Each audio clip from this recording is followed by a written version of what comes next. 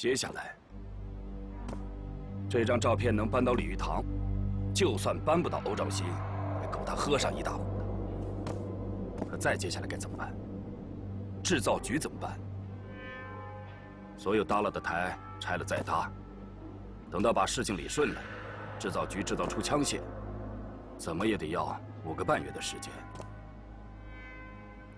还有，摄政王为了此事，彻夜难眠。摄政王要的是弹药军械，那我们就让他为我们制造弹药军械。这次你立了大功，哼，有了这张相片，他们就永远是我们的奴隶，生或死，不过是一念之间的事情。你叔叔李玉堂倒是个能人，可惜呀，被他的儿子毁了前程。让他死了，太可惜，又太便宜他了。得给他个机会，就让他戴罪立功。卑职明白。我倒是真佩服这个李玉堂，还有这个阿四。这俩人一出荒谬的戏，竟唱得津津有味，还唱到人戏不分。这李家把炸弹埋在自己家里，为了填这大坑，他们会不停地挖更大的坑。到时候，无需重击，只要轻轻一碰，他们就会掉下去，永远不可能翻身。你还是李家的人，李家现在有1半是欧兆新的，你要获得他的信任，所以你不能公开当我的人。卑职明白。任何公开场合，我都不会帮你说话，让你受委屈了。卑职不敢。这委屈是应该的，本来是你的东西，却被人夺走，换成是我，也一样委屈。若是李重光，倒也罢了，可偏偏是一个下贱的草民。该怎么做，卑职心里很明白。哼，阿四他连个傀儡都称不上，李玉堂能利用他，欧兆新能利用他，咱们也能利用他。怎么把他利用好，才是你要动脑筋的地方。你的前程也在这上面。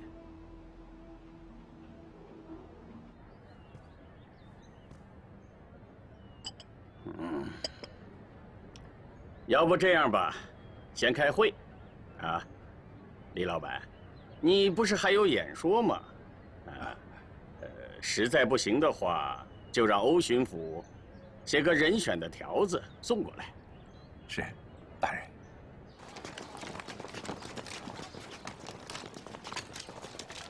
莫说军工，我们民间商家不能涉足。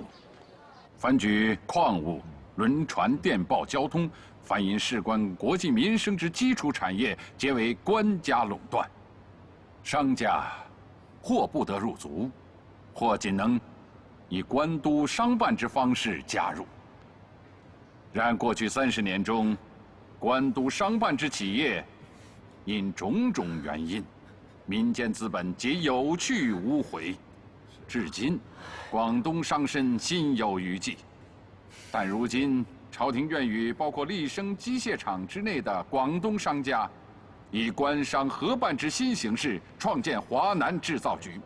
这在大清朝近300年历史上是头一遭，足见朝廷锐意改良、举办新政之决心，足见广东官府对我们民间商绅之信任，亦足见广东商绅之于全国商绅，凡有实业报国思想者之表率作用。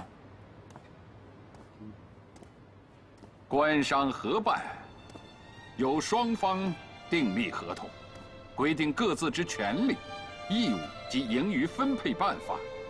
然民间商绅又担心阿春能看见了。经营管理大权，阿春眼睛真漂亮，委派人你小子员之好福气。成是官，败是商。如何保障商贾利益？此次合办制造局，官方一再申明，商身之权利与义务皆需大幅增加。双方各出50%的股本，董事会官商成员各半，此其一。其二，督抚2县大人与广州将军大人郑重提出，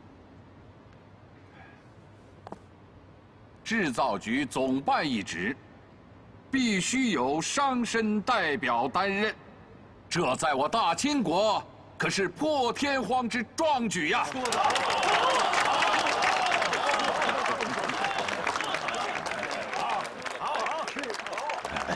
哎呀，你那肚子真会挑时候。不同意见小，快去！是啊。现在我们就请3位大人现场投票来决定制造局总办职务。好。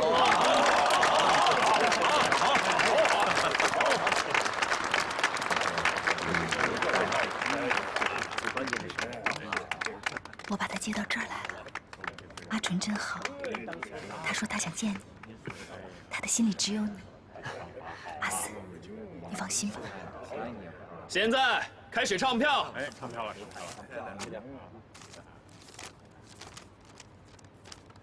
总办人选，第1票，李崇光。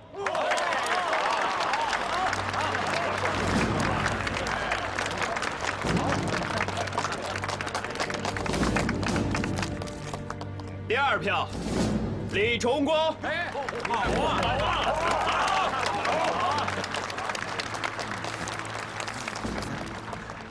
第3票，李崇光。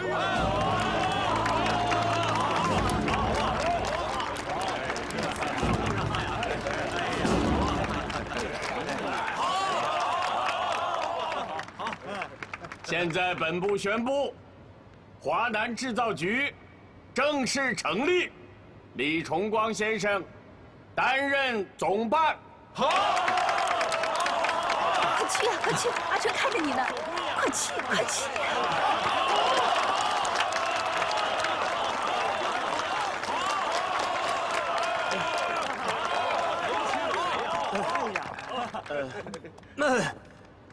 各位大人，各位前辈，各位来宾，各位朋友，各位同柴，下午好。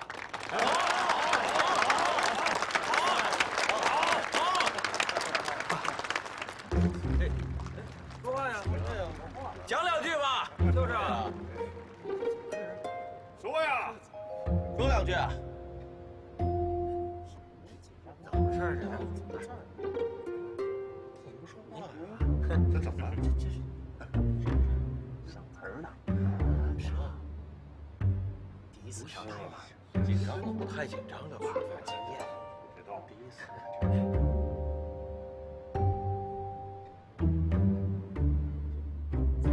崇光自少年起游学南洋、欧洲，有睹西欧之国强民富，心有艳羡，唯有加倍努力学习西学。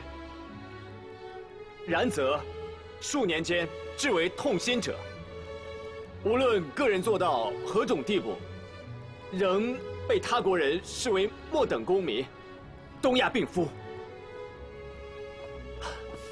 待崇光归国，触目惊心者，国弱民穷，国弱则被欺，民穷则思变，此诚无国无民、危急存亡之秋也。是故欲兴个人，必先兴国；兴国之道，必先富民；富民之道，莫过于实业。实业兴，民乃富；民心顺，国乃兴。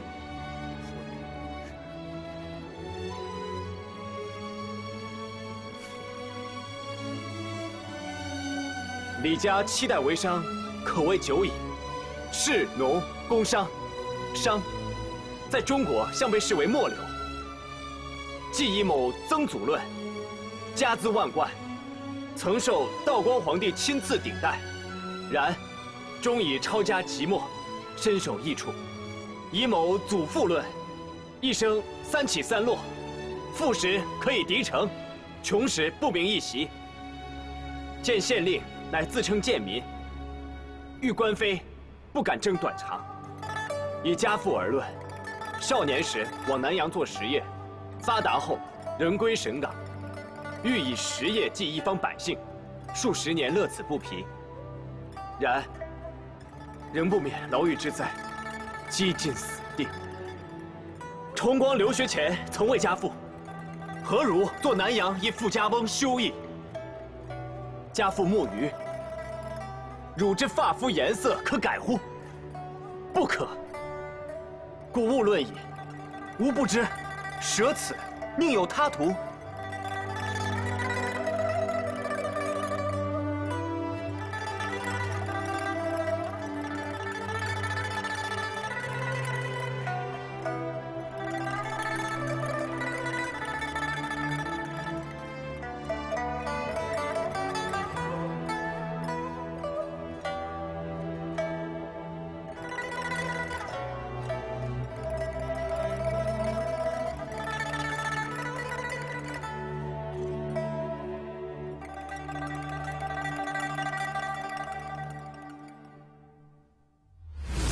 阿四，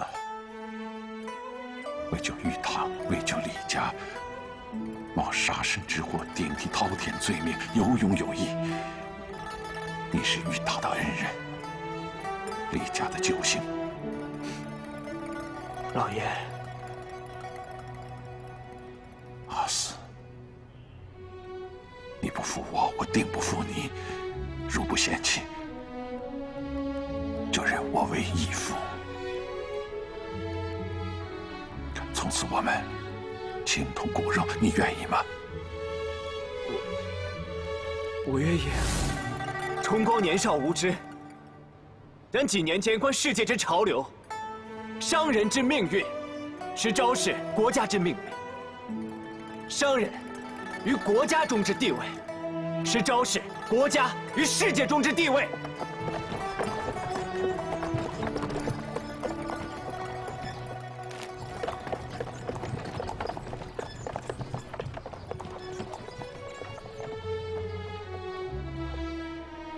崇光深夜一集家父之言，悄然而叹：此盖中国商人之命运也，此盖中国之命运也。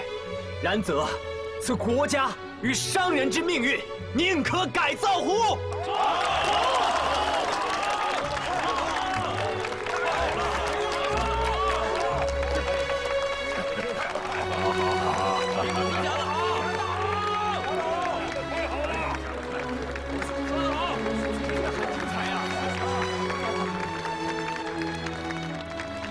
小子何德何能，仰赖政治清明，诸位大人垂青，祖宗荫庇，兄友抬爱，忝任总办一职。诗云：“人知其一，莫知其他。战战兢兢，如履薄冰，如临深渊。此崇光之心态也。盖因国家、祖宗、长辈、朋友、同柴之命运，皆系于崇光之身。崇光虽为一节朽木，此时敢不生根开花？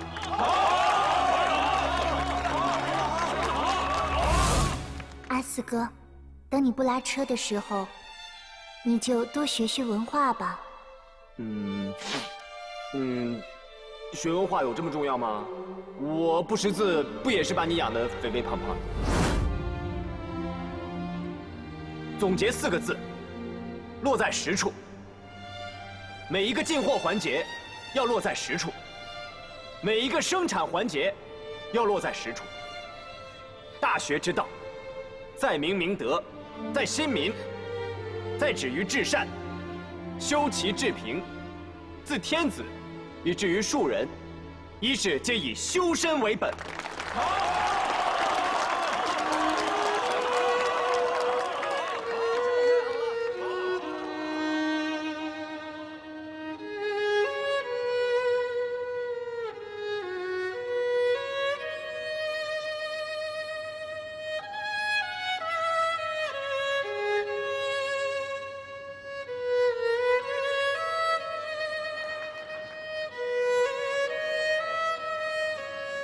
为商之道，亦有所本。本乎朝廷，本乎庶民，本乎利益，非也。商道之大，莫过于品，莫过于信。品为三口，信为人言。可见品、信皆出于天下人之口。言而有信，众心成诚；言而无信，众口铄金。于官府海外百年企业，无一以求利为本，而以品信夺天下，则其一而守之，乃至基业长青。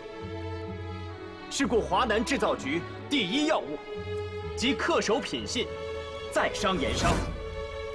华南制造局总办王阿四，香港人力车夫，斗大的字不认识一箩筐。改造阿四，塑造阿四，把他变成一个全新的人。不因朝廷和庶民之入骨而有别，不以官家与商绅之意志而忘本，唯当满足天下人之求，天下人之欲，天下人之平。庶几能立稳脚跟，图谋发展。若不然，吾恐国门之不出，突然高歌猛进，内斗不止，自毁长城，为人笑也。品信为本，落在实处，就是崇光今天在这里的演讲题目。敬请诸位大人方家指教监督，不胜惶恐，不胜感激。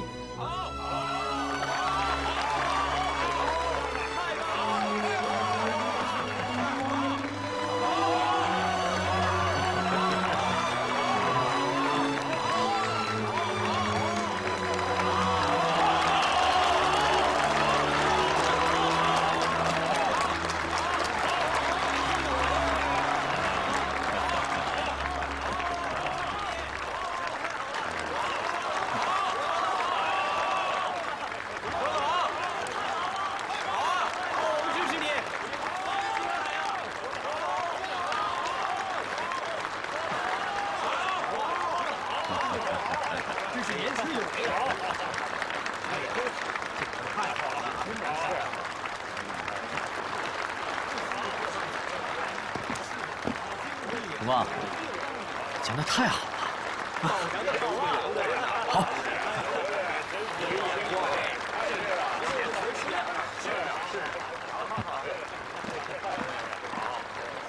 崇光，阿纯呢？说好了他会来的，可能是怕场面太大，不敢进来吧。啊？不是，啊！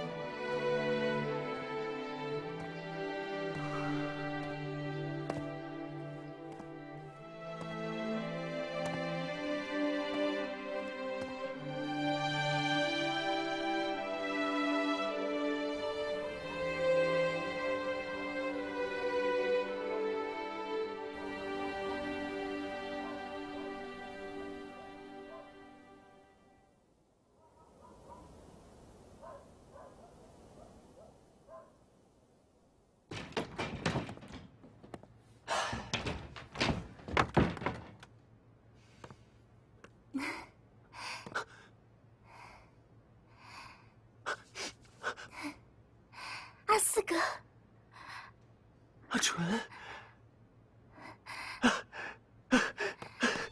阿纯，阿四哥，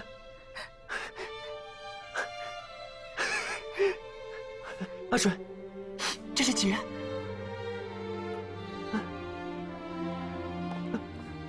这是几啊？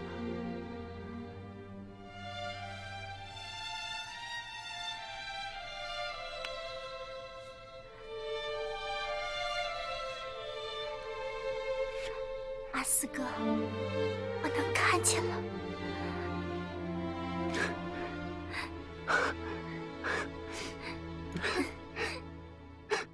哭什么？没出息！应该笑，值了，值了，太值了！阿四哥，阿四哥，你不要这样。阿四哥，我现在好不容易能够看见了，你让我好好看看你。阿四哥。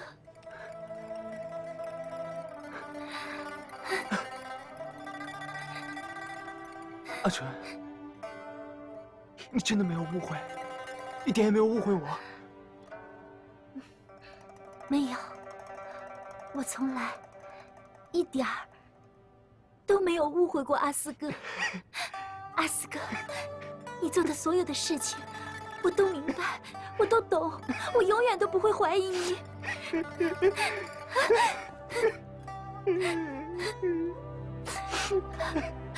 阿四哥，阿四哥。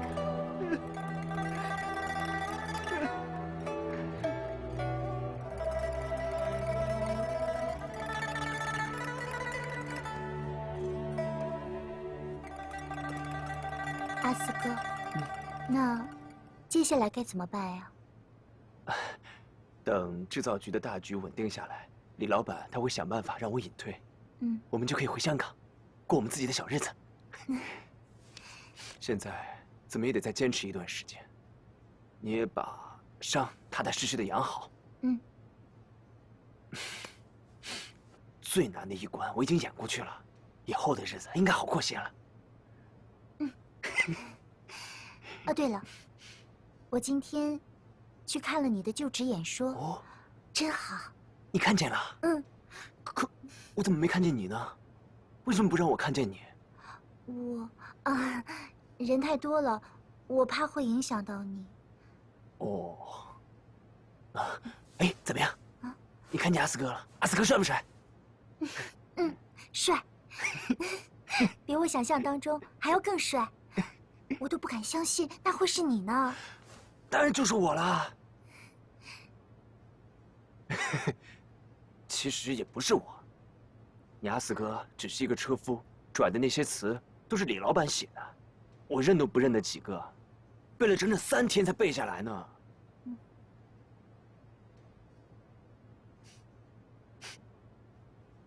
你怎么了？没什么，我就是在想，其实阿四哥可以比现在更好，没必要为了我非要做回阿四哥。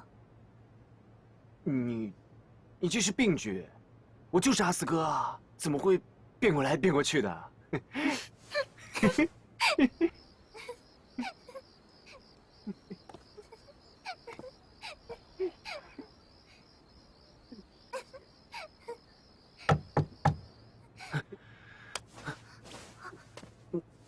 谁？我，小丁。干什么？有事明天说。二少奶奶叫我给您送点东西。我先回避一下。哎，没事没事，小丁你认识的，进来吧。二少爷，你看，你认识他。哎，二少奶奶。这些都是我跟小丁做的，专门庆祝你当上总办。淑云姐，那我先回去了。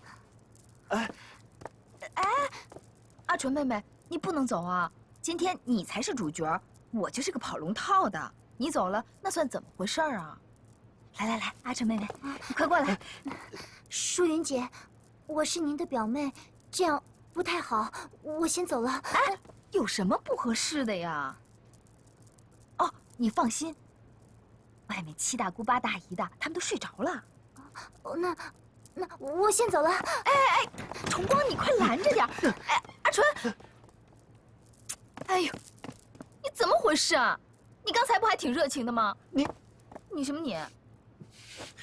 淑云，谢谢你，今天带阿纯去医院，又把他接出来。还有，你今天去了会场，我有一阵子以为你走了，以为你爹也打算撂挑子了。没什么好谢的，我能走到哪儿啊？就是我白忙活了。早知道我就不用过来了，这样你们还能多待一会儿。哎呀！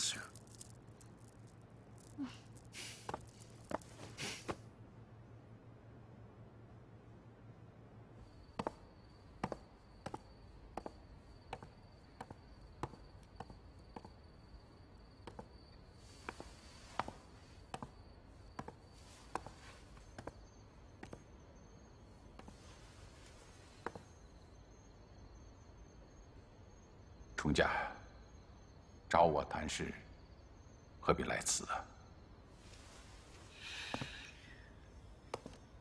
叔父，我请您来，是来谈一件关于我们李家合族的大事。为什么？我到底做错了什么？为什么叔父把我当外人，而一个对叔父苦苦相逼的铁山却把我当自己人？我心中一度确有怨恨，我是李家子孙，被人当成了外人。可是一个难辨真假的人却被当成了李家子孙。崇光被铁山抓进了牢里，不管真假，我都要救。可是我从铁刚那里打听到，关键不是革命党的问题，而是真假的问题。如果谣言被证实，李家就会被铁山一把拿下。而谣言很可能被证实。从那一刻开始，我忽然理解了叔父的苦衷。为什么叔父要瞒着我？因为事态过于严重。我特别希望叔父从一开始就告诉我真相，我就能跟叔父一起扛。但那时已经没有机会了。奶奶让我使劲救楚国，我真的不知道该怎么救。绝望中，崇光和叔父竟然平安脱身。说实话，连我都相信阿四就是真的崇光。而且我也想通了，真也罢，假也罢，只要对李家好，我就把他当真。那回叔父要把机械厂的前因后果告诉了我，我更坚定了要跟叔父一条心。但这时，我中了铁刚的圈套，带崇光去见一个理应不可能有任何关系的阿纯姑娘。结果那件事之后，崇光和叔父又同时开始疏远我。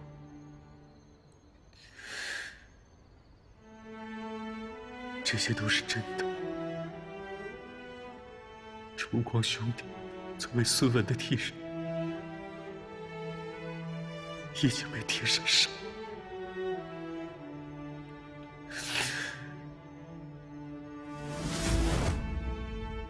叔父因为担心铁山追查，因为担心奶奶见不到崇光最后一面，不得已找了一个替身，由此又引来了种种祸端。叔父承受着失子之痛，还要保全李家，侄儿恨自己不能替叔父分忧。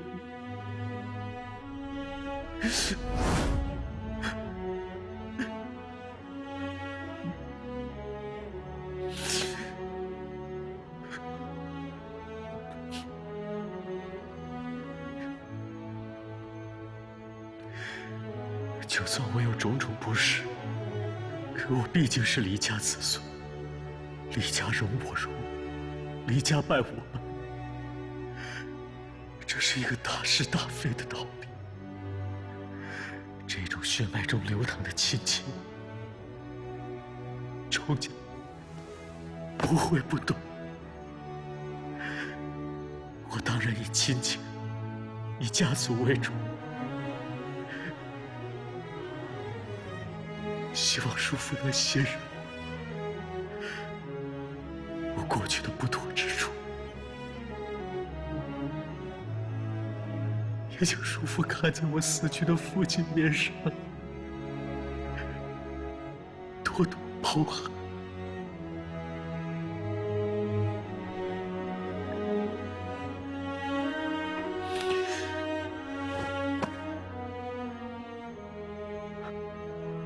信而见疑，忠而被罢，能无怨乎？冲家，你没有不周全，没有不妥，都是叔父不好，叔父糊涂啊！我向你赔不是。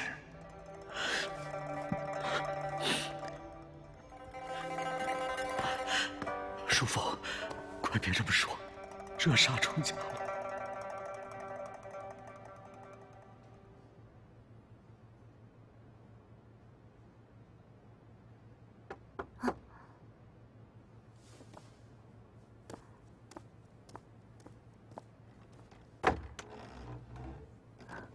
阿纯，我没打扰你吧？念慈姐，快请进。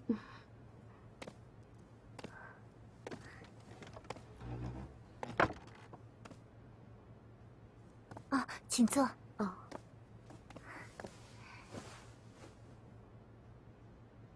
阿纯，崇光的事情我都知道了。他可能没告诉你，其实我见他第一面的时候就已经知道了。欧小姐把你接进来，我也猜到了，她是一个特别善良、美好的女人。念慈姐，你人真好。阿四救了我们李家，他做的很多惊天动地的事情，你可能都不知道，让他慢慢讲给你听吧。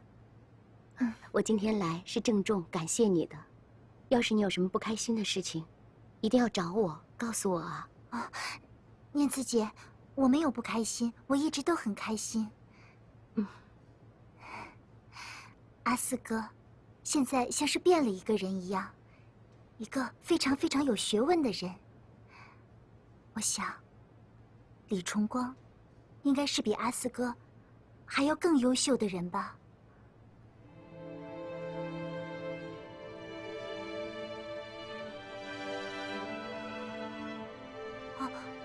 念慈姐，对不起啊。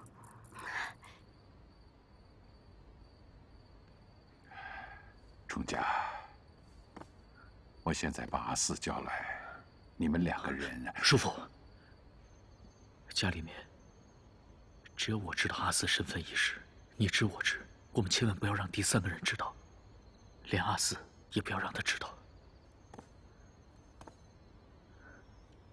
阿四是个好人。叔父在他身上也费了心思，他能走到今天这步也不容易。我要真心把他当做崇光弟弟，让他感觉不到我知道，这样他心里会更有底气，真正做好崇光。要不然的话，他的压力会太大。他有什么不周全的地方，我会尽力在暗中给他补上。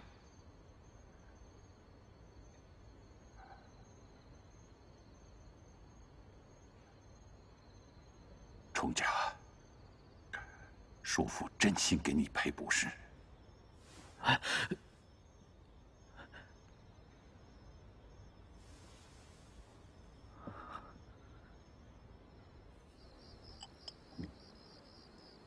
驻军代表是我们的喉舌爪牙啊，一定要选个靠得住的人才行啊。是。这个人不好选，尤其是眼下，不能与生产班子掣肘，到最后完不成上面交派的任务，就是打我们自己的嘴了。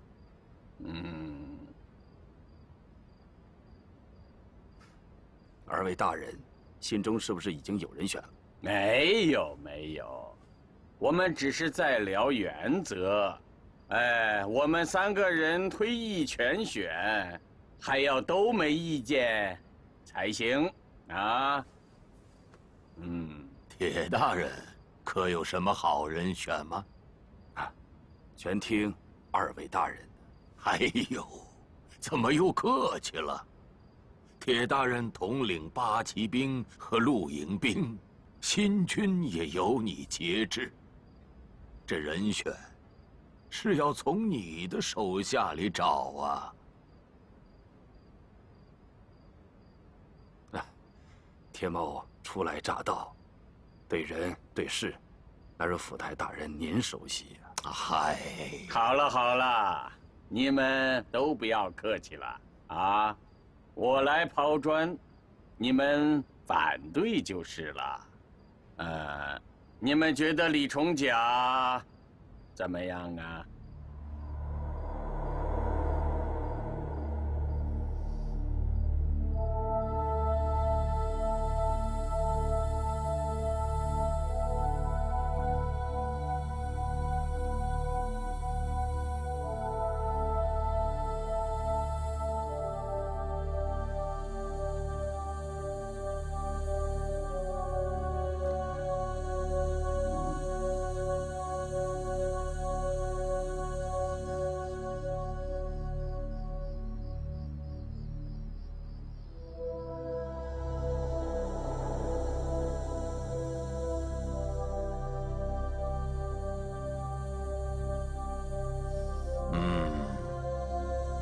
我觉得李重甲还可以。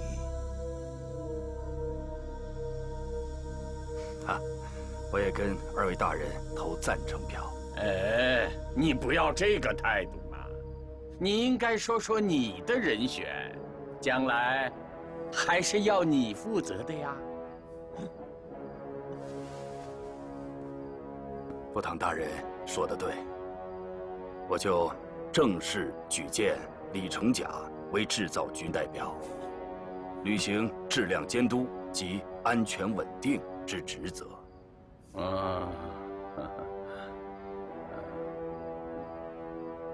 岂有此理！今天这是怎么了？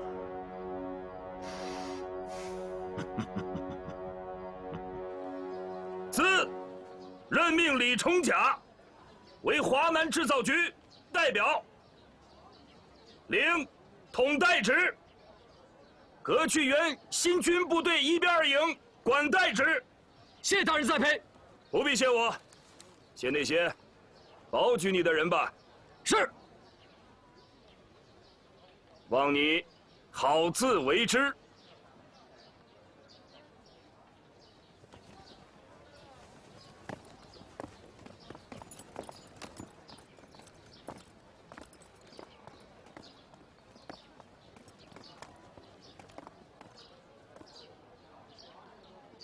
重甲，好好干，不要辜负铁大人对你的提拔。是。受勋。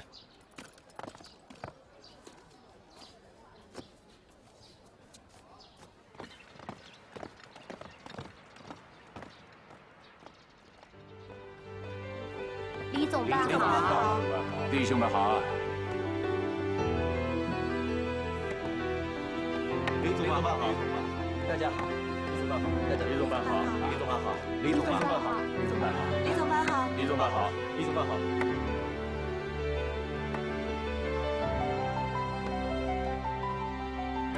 楚光，这就是你的新办公室。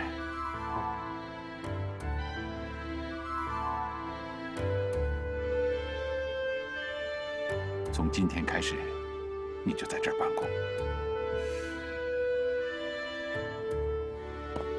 诸位，总办今天第1天公干，希望诸位多多支持。李总办，放心吧。李总办，李总办，李总办，李总办，第2车间出现紧急状态。恩格斯先生说原计划跟图纸不符，不肯下单，您看怎么办？哦，我定的，我去办。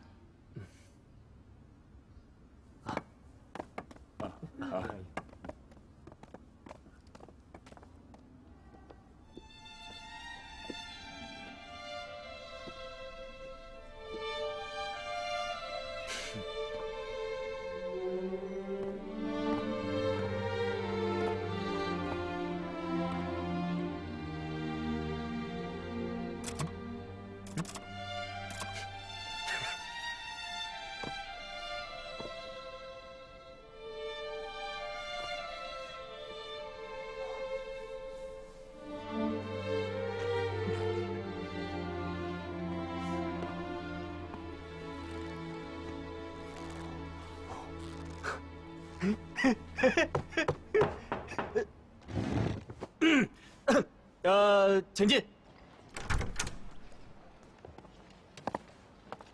总办，这是最近1周聘任人员的简历，请您审阅。先放那儿吧。哦，好。张分理辛苦了啊，不用客气。